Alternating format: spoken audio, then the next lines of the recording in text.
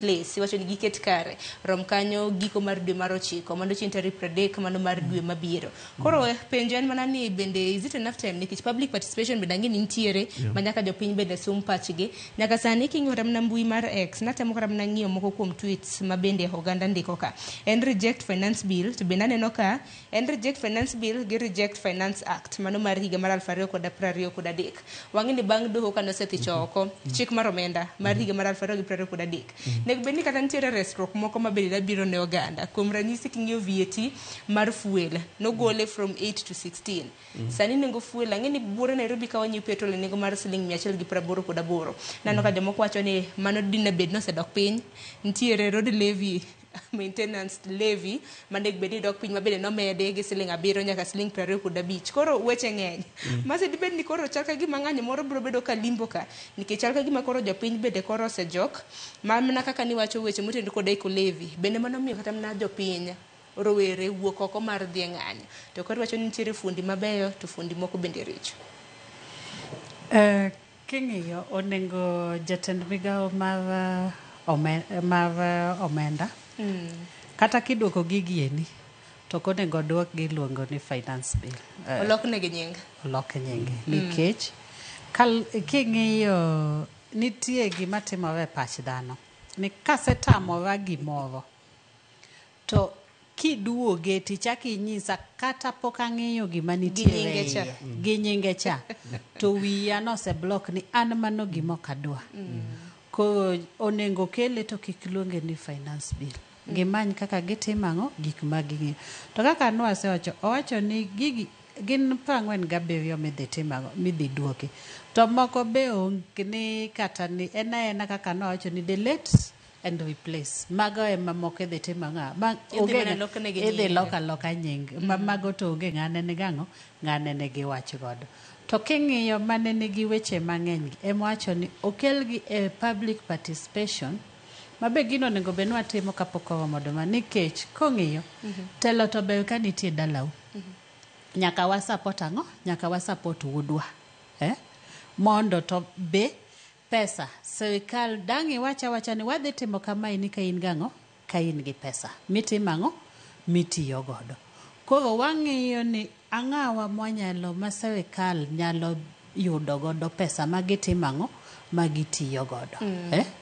Okado wacho sisa kae to nitiere jomoko nikech pesa motiyo godo no kramna kuom ranyisi nderni mabende jatend piny Kenya na singode kata oganda ni bro bedi kilos igolo kanye mane usuru to pesa onge. Ka pesa onge to gigi idhi tim nang'o. Sani king'iyo nitie mbalariany makata msara okotimang'o okochul.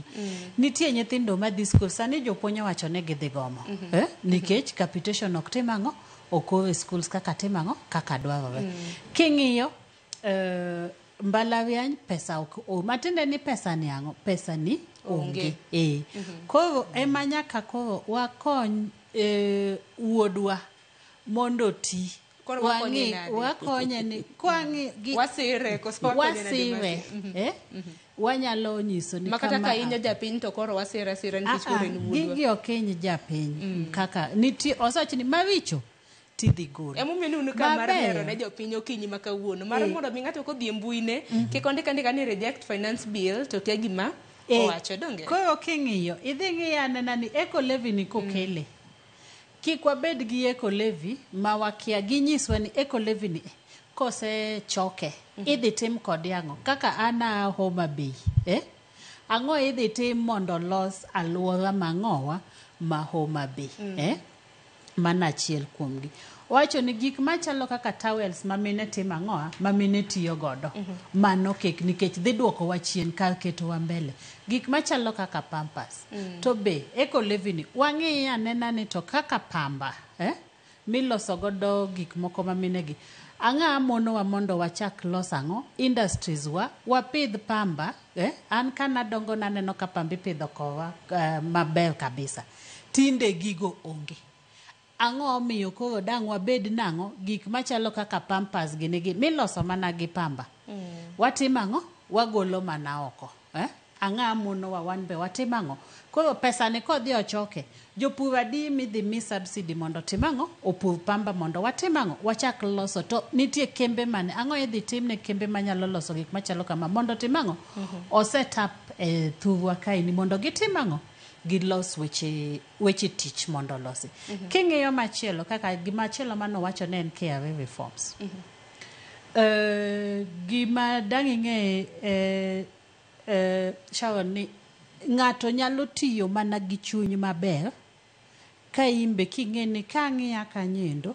to odini maber nitie gimigin nitie kaka timango i benefit gi to ka tiji ni yeni onke nitie kaka eng'ur to kinyal bedo ko igene jo KRA gin jok ma ang' nabi wita nyisi ni Sharon pok ichulo gima kama koro inyalo timango kaka sirkal wacho ni onego bed ni timo kama to kopo ni an gi ng'ur e chunya tabo wacho ni onego bed ni chulo sirkal $1 million mono kaka wabet kod piny wago kwan onego bed ni chulo sirkal $1 million tato samoro sama biro ne nino abiro ka piny ogoya awuotho kuok gi nomaka tien wuochna gi nobarore ka biro timango biro joala iwinjo maber aneno ka ofisi is air condition ko abo nyisi ni an timango ka chulo sirkal $1 million ni an miyango mia 500 donga timango agolo ni ang'o agolo ni 500 koro magi leakages ma KRA nitiere godo nikech nano ka giwacho ni gidwa keto yor chulo suru kata mana choko suru yo manyasani iluongo ni automated systems ngeni koro through automation lakini biro bedo ka konyo samoro nu biro bedo kinyiso kaka jolony achako di masimbe KRA form KRA ensure ni jotije gi ochul mshahara maber ng'ato ka nyathine tuo hospital to nyalo timango inyalo dhi tich king'e ni jatendi bo timango bo chulo bill mar hospital okine mi king'iyo KRA onego bed ni miyo 2% mar gik magitimango magichoko negiluongo ni administrative cost to mano sirkal ok osebedo kamiyogi making'iyo 2% king'iyo every year I think higa mokalo onego bed ni en about 48 billion 45 to 48 billion kanyo timiyogi about 20 billion mok nyal romogi kana wegi jo KRA moko nyisa ni sani ni kata meeting mondo gibed gi meeting kata ni gitrain jomoko e hotel sotamore ok nyal timango nikech ok ginyal chulo jo KRA kata ituo sane dhi hospital nitie hospitende ka ginyisi gibonyisi nitie hospitende mosetimango otamore ok nyal miyo gi kata mango kata mana thieth koro king'iyo kama nendo ang' jatich ang' nodhi otino kelo ni kosang' notini adhi thiedhora godo kata mondo mshacha budho adhi atimango ko mage reforms monego bed ni timango iloso KRA mondo wa ensure ni pesa ni 400 billion is en pesa mang'eny kabisa mane pesa mwamanyo makanyalo bedo ni nyalo donjo to mano nyalo bedo maber kabisa to bende gimose bedo kwangi kuna mna hiko